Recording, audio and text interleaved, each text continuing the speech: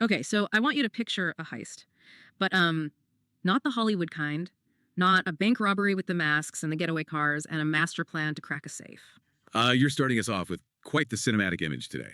I mean, I have to. Because the source material we are diving into starts with an absolute bombshell. It basically grabs you by the collar and says, what you think of as religion. Historically, it's often been a crime scene. It is a very stark opening, yes. Hmm. I think for a lot of people, religion brings to mind, quiet buildings, candles, maybe some boredom. But this text uses words like robbery and plunder. Legalized plunder. That is the specific phrase. It argues that religion has been used as a tool not just for belief, but for theft. And it's not talking about stealing wallets in the pews. No, it's talking about something systemic. Right. And that's a crucial distinction. We aren't talking about a few bad actors here. The source is making a structural argument. It claims that throughout history, religious systems have been designed to allow a specific class of people to rule over everyone else. And when you have that kind of absolute power, the plunder just becomes the natural output. Exactly. So, our mission today for this deep dive is to unpack this accusation. We are going to look at how this source material draws a really sharp, uncompromising line in the sand. On one side, you have religion, which the text defines as this man-made oppressive system. Right. And on the other side, you have faith, or specifically, the spirit of Jesus. And the argument is that these aren't just two different flavors of the same thing. They are completely hostile forces. One is about climbing up a ladder to sit on a throne, and the other is about climbing down to wash feet. It's fascinating. Let's start with the indictment then. The text really doesn't tiptoe around the subject. It says religions have been abused as tools to oppress and rule over humanity. But help me understand the mechanics here. How does a belief system turn into a robbery? Well, think about the concept of authority. If I can convince you that I hold the keys to the universe, that I speak for the Almighty, then I have ultimate leverage over you. The text describes this as a system where leaders reign supreme. It's the ultimate because I said so.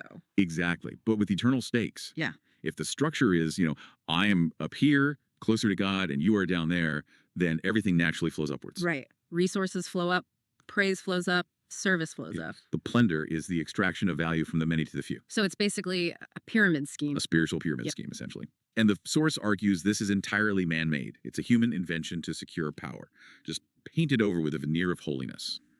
The text actually uses the image of leaders sitting at the top to reign. It's very visual. And that leads to this striking statement in the text where it says, we do not need religion. Which, for a theological document, feels a bit like shooting yourself in the foot. You're reading this going, wait, aren't you selling religion? It does sound contradictory, but context is everything here. Mhm. When the author says we do not need religion, they are defining religion strictly as that system of rule and oppression we just described. Oh, I see. They're saying we don't need the bureaucracy of control. Instead, they argue we need faith. Okay, so if religion is the villain in this narrative, the system of control, let's look at the hero. The text pivots to discussing the nature of God, and it gets very specific about who this God actually represents. And honestly, it's not who you'd expect if you were building a power structure. This is where the insight really lands for me. Yeah. Usually in the ancient world, and honestly in the modern world too, gods are associated with victory. You want the god of the winners. The God of the harvest, the God of war, the God of kings. Right. If you're winning, the gods are with you. Yeah, God is on our side usually means we have the bigger army. Precisely. But this text flips that completely. It defines the deity as the god of the marginalized. It explicitly lists the orphaned and the widowed, And the naked and the hungry. and the unprotected. We really need to pause on that word and the historical context of widows and orphans. Because it means something different now. Right, in modern English, that just sounds like people who are sad because they lost family. It evokes pity. But in the ancient Near East, these were rigid legal categories. If you were a widow or an orphan in that society, you had no patriarch. You had no male head of household to represent you in court, to protect your property, or to guarantee your safety. You were legally a non-person. So when the text says unprotected, it means literally vulnerable to anyone who wants to take your stuff. You were the absolute easiest targets for that legalized plunder we talked about earlier. So when the text says the deity is the god of the unprotected, it's taking a radical political stance. It's saying God is aligned with the people who have zero social capital. That is a massive shift. It's not the God of the CEO, it's the God of the unpaid intern who just got fired. It's the god of the invisible. And then, to double down on this, the text zooms in on the figure of Jesus. Mhm. And the guest list the text provides for who he hung out with is, well, it's startling. Yeah, it lists the poor, the sick, the helpless, and then it specifically drops this one, prostitutes. It's meant to be jarring. It is. Because if you're trying to build a respectable religious institution, one that can reign supreme, you usually want respectable people in the pews. You want the donors, the community leaders, the people with good reputations. You don't lead with sex workers and the homeless. But that's the entire argument against man-made religion. The system seeks respectability and power. The spirit of Jesus, according to this source, seeks the margins.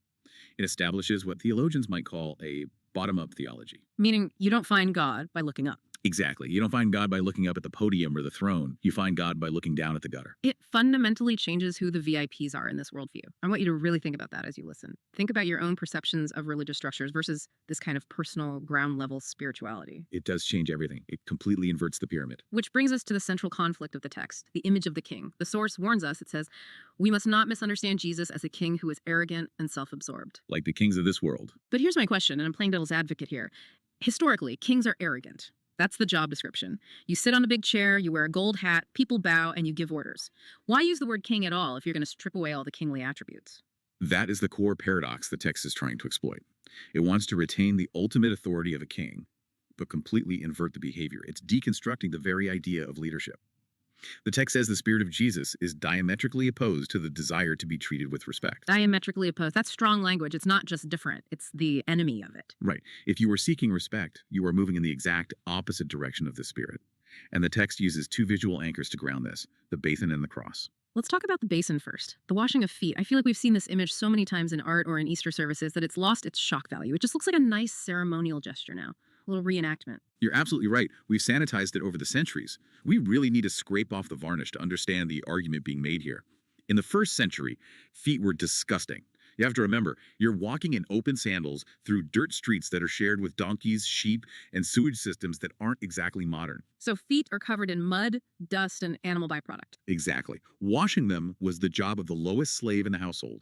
It was the absolute bottom of the barrel labor. A Jewish disciple wouldn't even be expected to wash his teacher's feet. It was considered beneath them. So for the leader of the movement, the guy everyone is following, to strip off his outer robe, wrap a towel around his waist, and touch that filth. It wasn't just humble, it was humiliating. It was socially disruptive. It would be like the CEO of a Fortune 500 company coming down to the lobby and cleaning the toilets while the board of directors watches in awkward silence. It creates cognitive dissonance. You're looking at it thinking, this is wrong. You're the boss. You shouldn't be doing this. And the text is saying, this is what true greatness looks like. It's not the throne, it's the towel. The text specifically says he became the lowest servant. And then the second anchor is the cross, which the text frames as the ultimate service. The ultimate sacrifice. And this ties right back to the plunder idea. Legalized plunder takes from others to enrich yourself. The cross is giving your very life to enrich others. It's the complete inversion of the mechanism of control we started with. One is extraction, the other is donation. Okay, so we have the history and we have the theology. We have the heist versus the towel. But the source material doesn't leave it there in the ancient past. It pivots to the application. And this is where it gets a little uncomfortable, especially if you hold a title in a modern institution. It gets very pointed. It moves straight from analyzing history to critiquing the modern church. It specifically calls out pastors and deacons. It's talking about ordained roles. And it says that today, these positions are often treated as privileges or ranks. That word rank is fascinating to me. It immediately implies a military or corporate structure. You start as a private, you work your way up to sergeant, then captain. The text argues that many people view church leadership as a career ladder. The text says people take it for granted that they'll be treated like a special class once they get that title. It's that feeling of, do you know who I am? I'm the senior pastor, I'm the bishop. That expectation of deference. The source argues that the moment you feel entitled to that deference, the moment you expect the best seat at the table, you have disconnected from the spirit of Jesus. You've gone back to man-made religion, you're back in the heist. There's a phrase the text uses here that I absolutely love. I circled it 3 times in my notes. The aesthetics of humility. It is a beautiful phrase. What does that mean to you? Aesthetics usually refers to art or beauty. How does humility have an aesthetic? It suggests that humility isn't just a grim duty. It's not just, oh, I guess I have to be humble because the rule book says so. It suggests that humility has a form, a style, a beauty to it. It is the look or the vibe of the true Christian life. Like if you're wearing arrogance, you're out of uniform. You're clashing with the brand. Exactly. And the text defines this aesthetic very simply. Lowering oneself rather than elevating oneself. It's an active downward motion. Serving others before being served. The text actually says a true Christian, and it uses that specific label, prioritizes their own humility over their height. Over their height. Think about that in the age of social media, influencers, and personal branding. Everything in our culture screams to maximize your height. Get more followers, get more influence, get a bigger platform, stand taller. Build your brand, expand your reach. Right. And here comes this text saying, no, your height is a liability. If you are too high to wash feet, you are too high to be a leader in this faith. The higher you go, the further away you are from the spirit of Jesus. It's so counterintuitive. In business, in politics, even in just everyday life, we are conditioned to signal status. We want to show we have value. But this source claims that relinquishing status is the only way to have spiritual value. It challenges you to ask, what am I optimizing for? Am I optimizing for visibility or for service? because you really can't do both. You can't be looking down at the feet you're washing and simultaneously looking up at the camera to make sure everyone sees you doing it. That's the classic humble brag, right? So blessed to be serving in the soup kitchen today. Hashtag servant leader. Exactly. Yeah. And the text would argue that's just a sophisticated form of the throne. It's using service to buy praise. That's still plunder. It's still taking. This brings up a really difficult question for modern institutions. We have listeners who work in churches, but also in nonprofits, corporations, schools. Can you actually run an organization this way? Can you run a company if the CEO refuses to be treated with respect? That is the million-dollar question. If you take this text literally, it dismantles the great man theory of leadership. It suggests that if an organization relies on the ego of the leader to function, it's unhealthy. It reminds me of that concept of servant leadership that gets thrown around in business schools all the time, but this feels way more radical. Servant leadership in business is often a strategy, like, I'll serve my employees so they work harder and we make more profit. Right. It's a transaction, a means to an end. But this text seems to say the service is the end. You don't wash feet so the disciples will eventually build you a statue. You wash feet because that is simply who you are. And because that is where God is. Remember, if God is the God of the unprotected, then when you serve the unprotected, you are in the presence of the divine. If you isolate yourself in the executive suite or the Holy of Holies, you might actually be isolating yourself from the reality of faith. That's a haunting thought, that you could climb all the way to the top of the religious ladder, get the title, get the robe, get the reserved parking spot, and realize God isn't up here. He's down there. That is exactly the warning this source provides. It says, we must not misunderstand. Because if we do, we become part of the machinery of oppression. We become the legalized plunderers without even realizing it. We become the very thing the text indicts. It really forces you to check your own motivations. The text says we should prioritize our own humility. It's an internal audit. And notice it says our own. It's so easy to look at a corrupt leader or a televangelist with a private jet and say, look at that arrogance. That's plunder. Oh, it's very satisfying to do that. It feels great to judge the guy on TV. It is. But the aesthetics of humility asks, how do I treat the waiter? How do I react when someone interrupts me in a meeting? Do I feel entitled to be heard? That's where the rubber meets the road. It's the daily grind of the downward motion. Yes, and it's exhausting, let's be honest. Human nature wants the chair. The chair feels safe. The chair feels powerful. The chair has lumbar support. The chair has lumbar support and cup holders. The basin just gives you back pain. But the argument here is that the chair is far removed from the founder of the faith. So, as we wrap up this deep dive, let's try to crystallize this for you, the listener. We've covered a lot of ground today, from ancient history to modern organizational psychology. We have. We started with the heist. The idea that religion acts as a system of control and theft. We looked at the victims, the marginalized, the unprotected, the people usually crushed by that system. We looked at the alternative. The spirit of Jesus, which completely rejects the throne in favor of the basin. And finally, we looked at the mirror. The challenge to modern leaders to adopt an aesthetic of humility and stop treating titles like ranks. It's a comprehensive call to dismantle the pyramid. It really is. And, regardless of your personal faith, I think this analysis offers an incredibly powerful framework for distinguishing between leadership and status in any community. Absolutely. You can apply this to your boss, your politicians, even your parents. Is this person using their power to protect their own status? Or are they using their power to empower the unprotected? It's the ultimate litmus test. Are they feeding the system or are they washing feet? And more importantly, which one are you doing? Right. So here is the final thought I want to leave you with today. It's a bit of a mind bender. We talked about how comfortable we are with hierarchies, CEOs, kings, presidents, bishops.